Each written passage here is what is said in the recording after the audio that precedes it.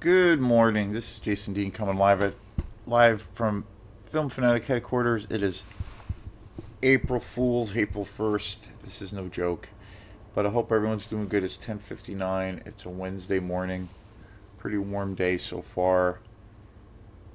Supposed to get a lot of rain. We got a lot of rain yesterday, but it stopped in the afternoon, so we were able to be outside for a while with the kiddos at work and all those other good things. So um, yeah, I doing pretty well. I'm gonna be working on some new music here.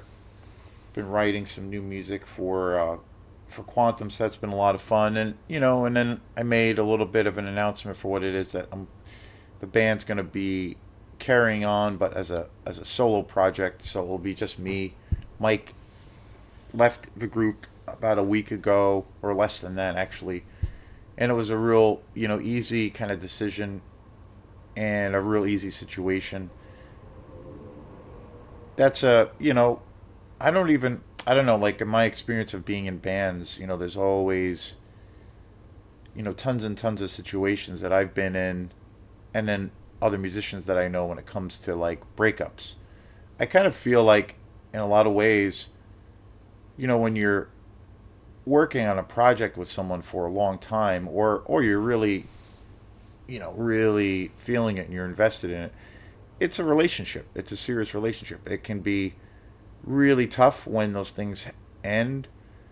It can be real, professional. There's always those things too when you're friends with your coworkers, if you will, in that kind of creative project. And because you're everybody's putting their heart into something, and so you're kind of naked. You're vulnerable.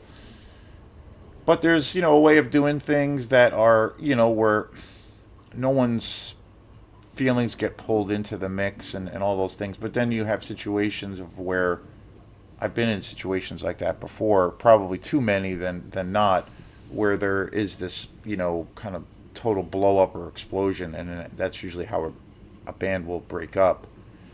I've also had experiences too where things just kind of end and they just kind of you part your ways, and it's not there's no drama. I try to live a drama free life. But I will say, like in this experience with, Mike basically talking to me last week and letting me know that he's kind of not feeling it as much. We've been in this band Quantum for 10 years, and he's just a tremendous influence on my life musically, and just one of my best friends.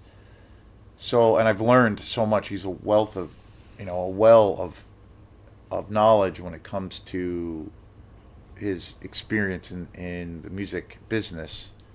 Everything from writing music. I've learned so much about how to write music or attempt to write music.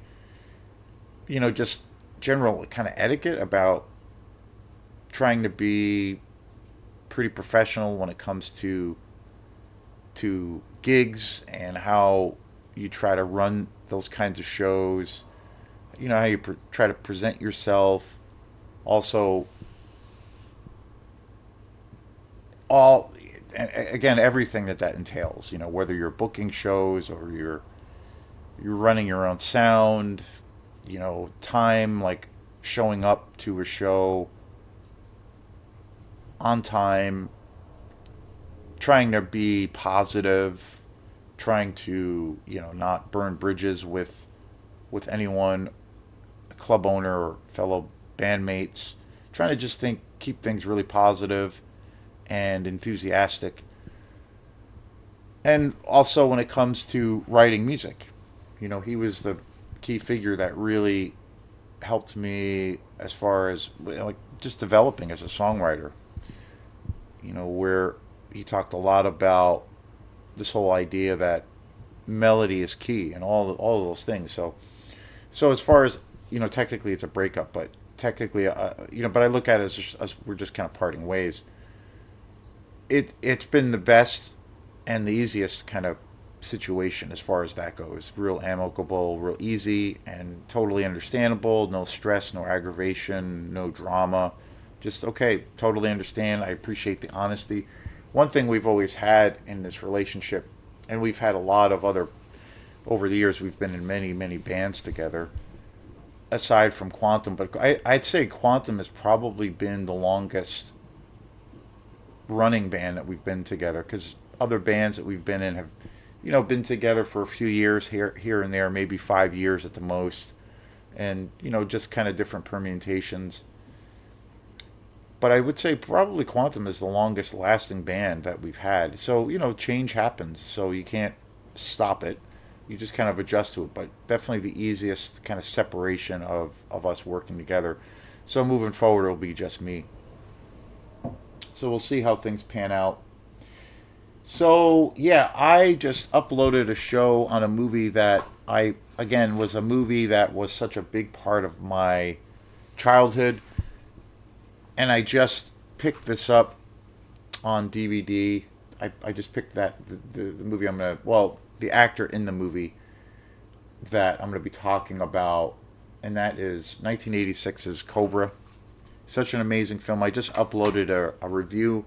I picked it up on Sunday. I went down to Goodwill in Rockland. Just kind of had a nice leisurely chill day and went down there. I had been down to the Goodwill in Rockland in a super long time to buy movies. Usually I go there to buy more kind of normal movies, if you will. I sometimes buy DVDs there, but I try not to. As a collector, I try not to buy DVDs anymore, just because, well, it's mainly because I've run out of space. But then the quality, it's just superior when it comes to Blu-ray and then 4K, even though I haven't made the leap to 4K. And I don't think I'm going to.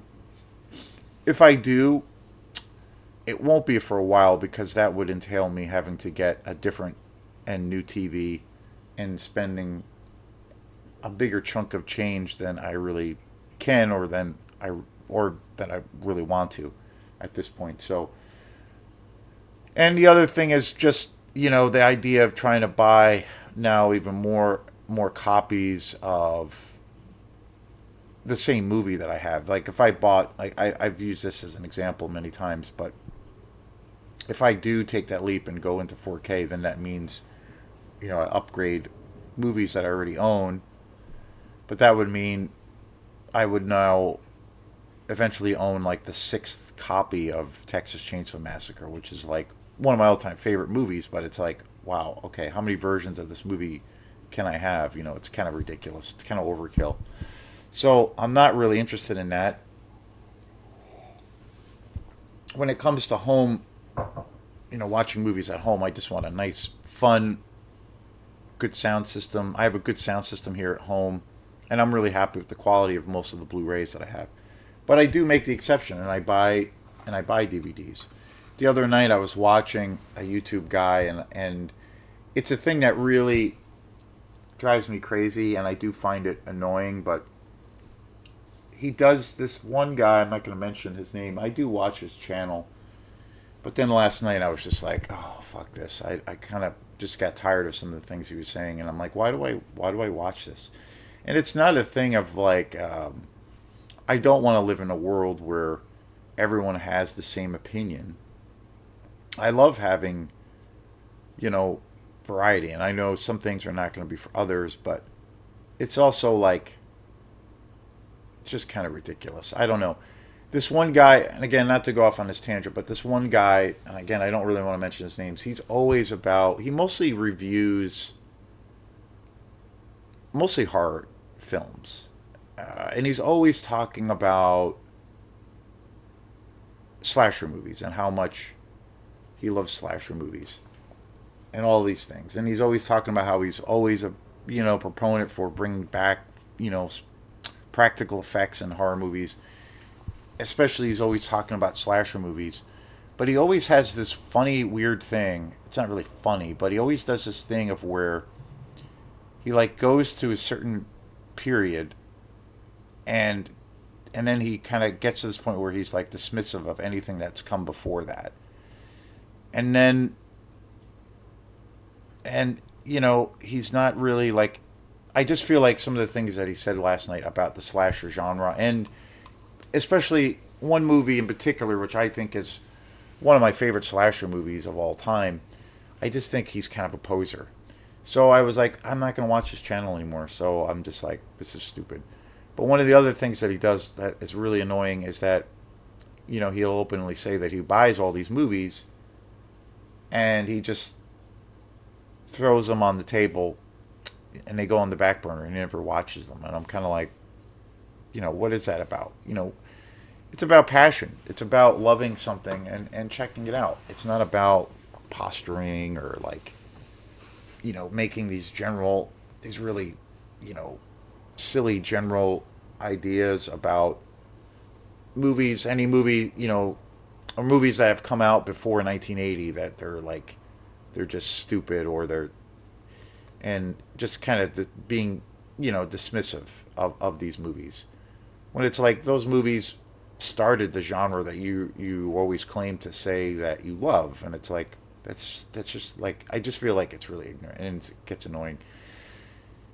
So I just simply turned off his channel and I don't want to watch it anymore because I just think he's kind of a blowhard. So anyway, not to go off on this whole big thing.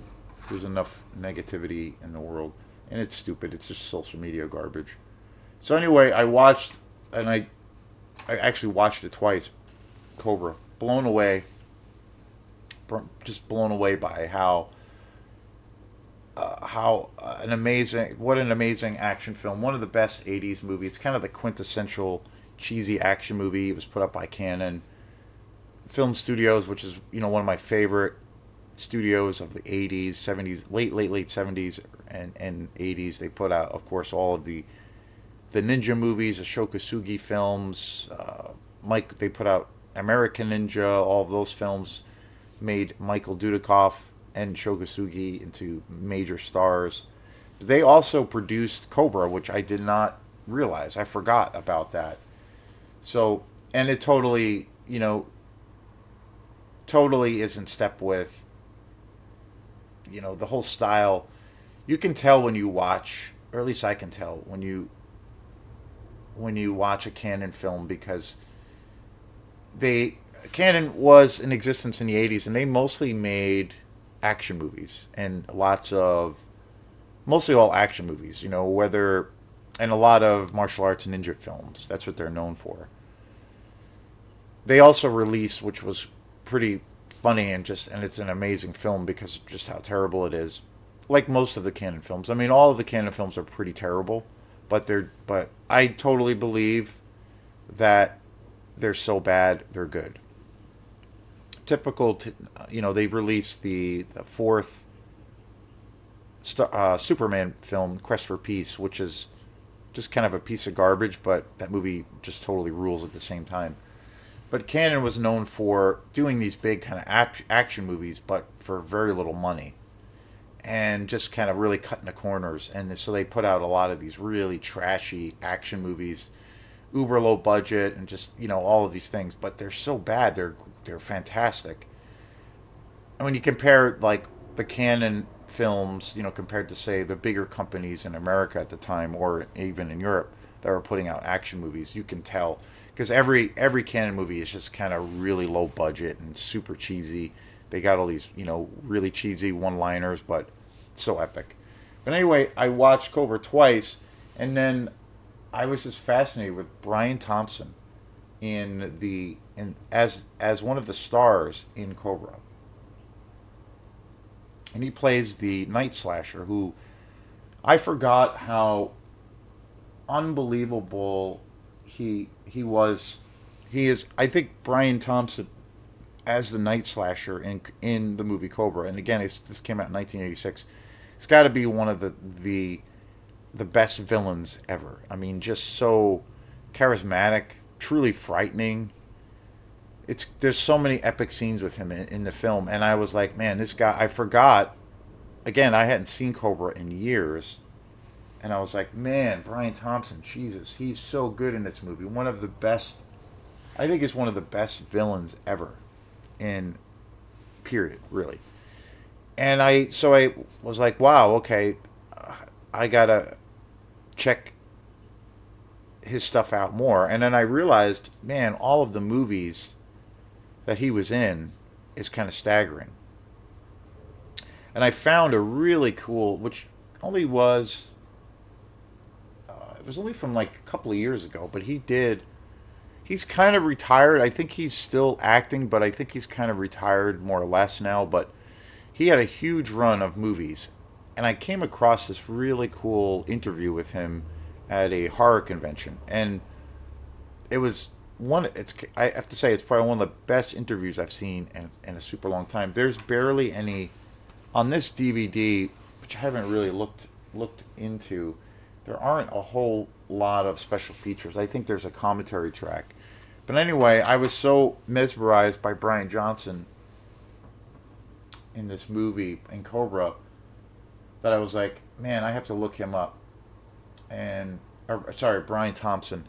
Found this great interview, and I have to say, it's one of the best and most interesting interviews that I have come across. So today's show is going to be about Brian Thompson. And in this interview, again, Brian Thompson, I never seen an interview with him, but after watching, when this whole kind of thing started, and especially with this idea of doing a show just on him, I had never seen an interview with him, but it brought back a lot of memories of how many movies he was in, especially in the '80s, and just so many iconic roles. And he's got one of the most, especially in Cobra. I mean, he's got one of the most memorable presence. Like the on screen presence that he has is absolutely incredible. He's got all these iconic lines, but I really think he's one of the most frightening villains of all time.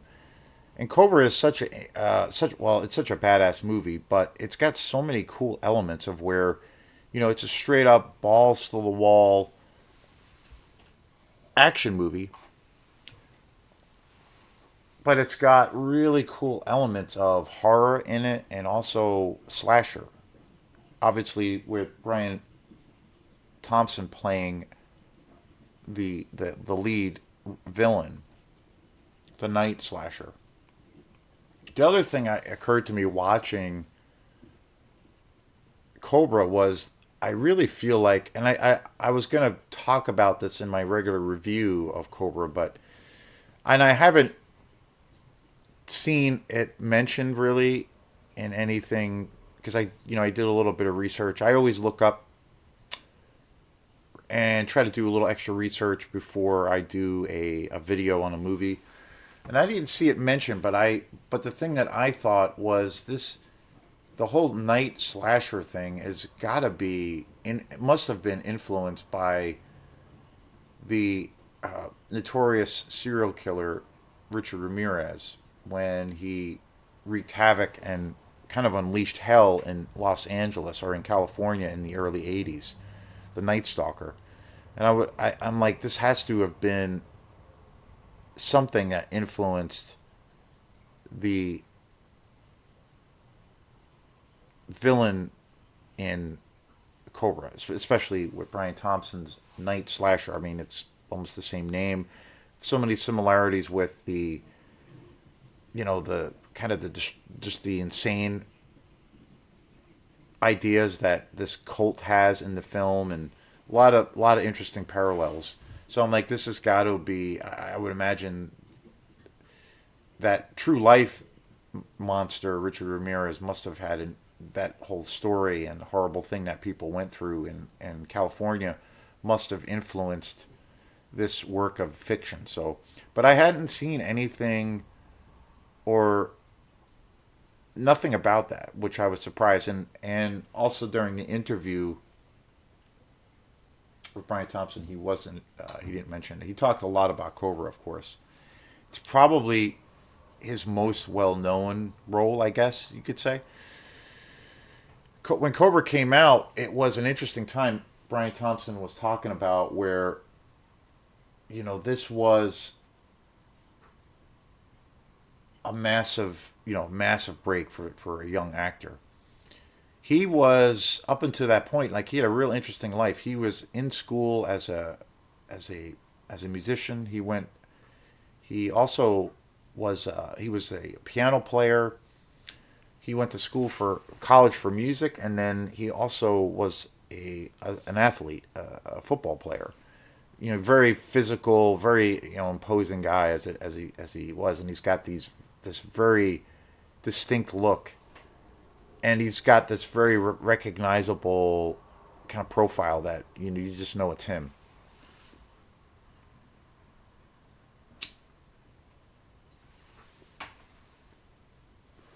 But real interesting career, starting off as a musician and then getting in, having this somewhat of a career experience in football, and then eventually like kind of taking these theater classes and getting involved with like the theater department, and kind of really coming to this realization that I had this real passion for acting and theater, and then that just kind of pursued him to eventually really try to go down that path and see what could come about.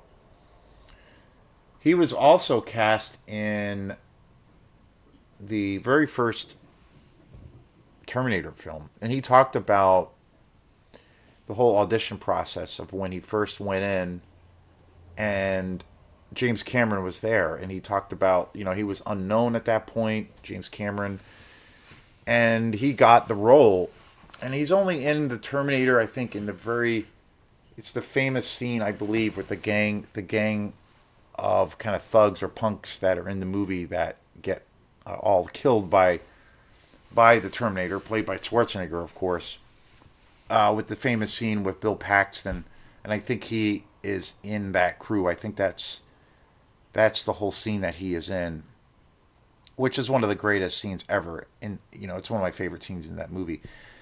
But Brian Thompson was talking about how that movie, that was it. That was like his break, and then he was also working for a long time at Universal Studios. He had gotten this role to play Hercules, and it was basically kind of this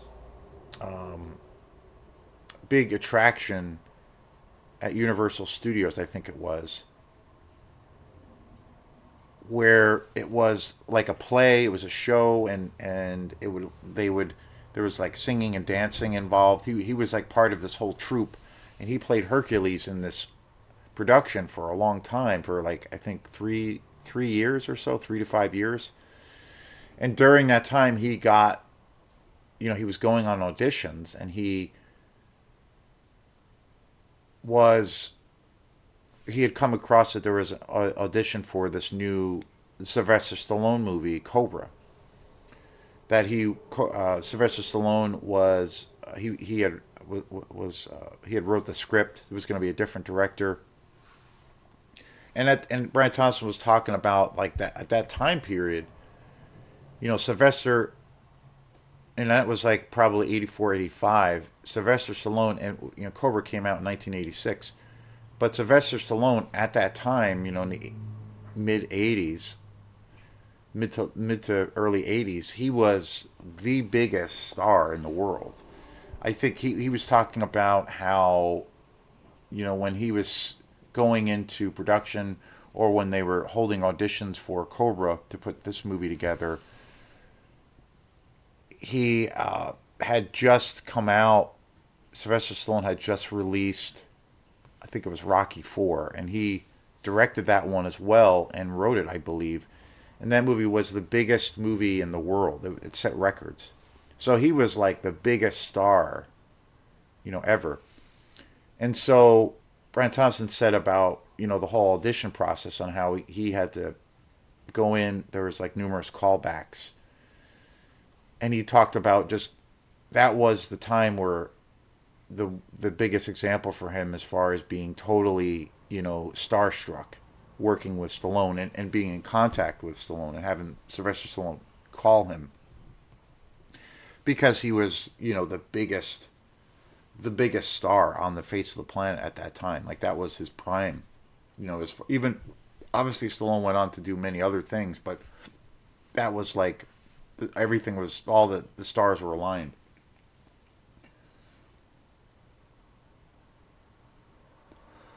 And he said, Brian Thompson was saying in this interview, again, really cool interview. It's about an hour interview, but he goes in such detail about his kind of origins as an actor, all of his experiences on the various films that he's done.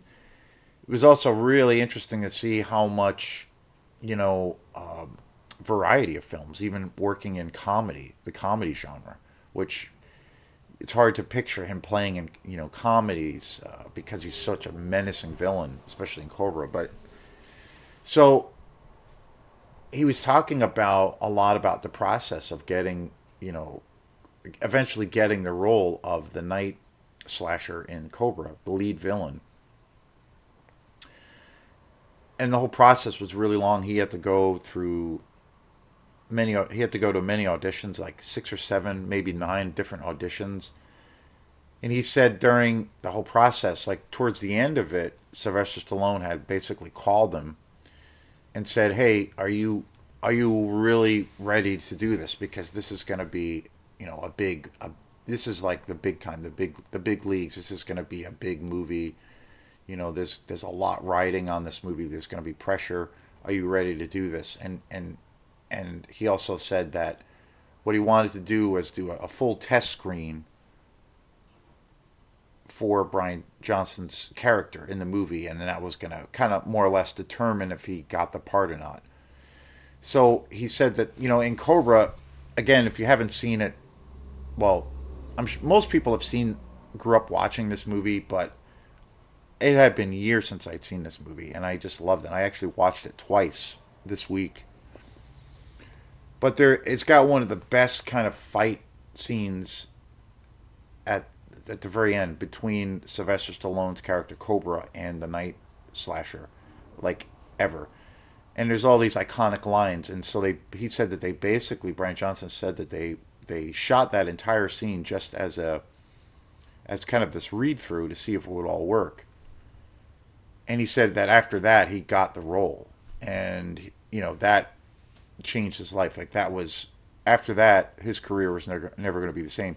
And Cobra came out and it was a huge hit, massive hit because it came out right at the time where again Sylvester Stallone was the king of the world in the film industry and in the action industry, especially because of the Rocky franchise and especially with Rocky. I mean, he had more clout and power at that point than ever, and he was the biggest box office draw in the 80s. So Cobra came out and it was a huge hit, but the movie, I guess, also really got trashed by a lot of critics because it was a Cannon film. I mean, again, Cannon, make really great cheesy horror, cheesy action movies. So, it's not a big budget. Their films never had a huge budget. So, I think it gave the film a very cheesy factor, which I love about it, as opposed to say, a bigger studio that's got a huge budget in Hollywood. So the movie Cobra was really, I guess, destroyed by critics, but it really connected with the people, and people really loved it, and rightfully so, because it's one of the best action movies ever, and especially from the 80s. From the 80s. So, again, Brian Thompson made so many fantastic movies. He was also in a ton of TV shows. So, Cobra, of course, probably being his most iconic, probably my favorite. But again, I've seen so many. Again, growing up as a child in the 80s, I pretty much have seen everything he was in. But I really want to revisit these movies, just like the situation with Cobra. But of course, Cobra in 1986. He also worked with Jean Claude Van Damme, which is hilarious. I forgot about that. Hard to Kill in 1990. He was also in The Expendables, also directed by Sylvester Stallone in 2014.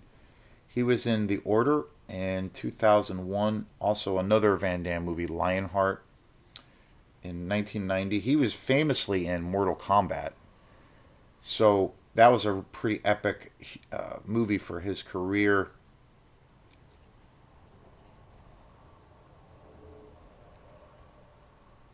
He played Shao Kahn in the Mortal Kombat movie, and that was a or Mortal Kombat Annihilation. That was a pretty huge movie. That came out in 1997. Also, Dragon Quest in 2009, Epoch Evolution, and then the other film in that franchise, which came before Epoch as well, Night Wish 1989, Rage and Honor 1982, Moon 44, Dr. Mordred in 82, Trafficked in 2017. He was in Fright Night 2, Part 2 in 1986, Perfect Target in 1998, Jason and the Argonauts 2000, Hoax in 2019. And I can't believe what I almost left it out, but the Terminator, of course, the very first one in 1984. The Disappearance in 2019. He was also in comedies. Joe Dirt in 2001, Dragonheart 96, The Naked Truth 92, and American Terror in 2012. Commando Squad in 87. You're So Cool. Tillamook Treasure in 2006. In the Cold of the Night 1989. It's just wild. It's staggering how many movies he was in. Firefight in 86. Catch the Heat in 87. The Acadian 2011. Life Stinks in 1991. Ted and Venus in 91. Just wild.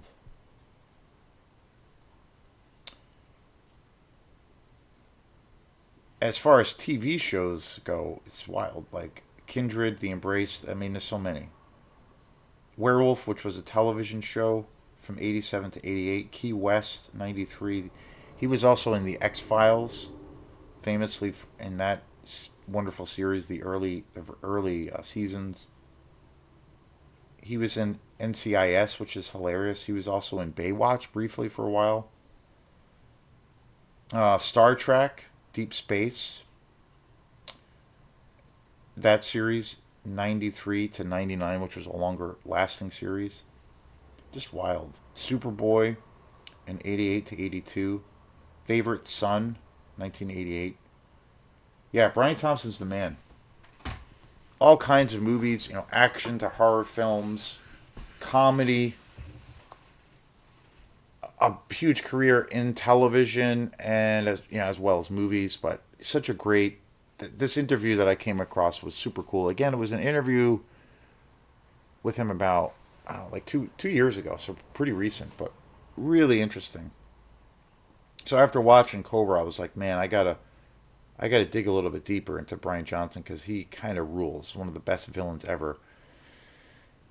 And again, revisiting and seeing this interview and looking him up a little bit, I'm like, holy shit, God, he's been in so many movies, so many iconic, roles, and just phenomenal. So one of my favorites. So yeah, peace. Have a great day.